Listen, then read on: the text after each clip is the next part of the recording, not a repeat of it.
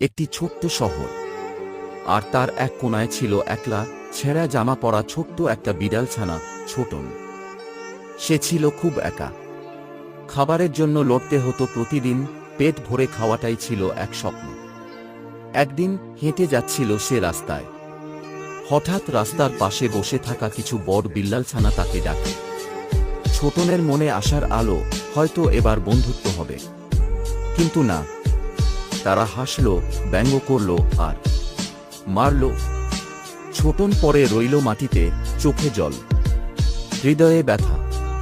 সে চুপচাপ চলে গেল, কিন্তু তার চোখে জ্বলছিল প্রতিজ্ঞার আগুন।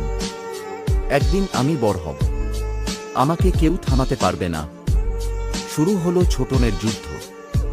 ঘুমহীন রাত, ক্লান্ত শরীর, কিন্তু দমে যায়নি সে। একদিন সে হয়ে উঠল একজন সফল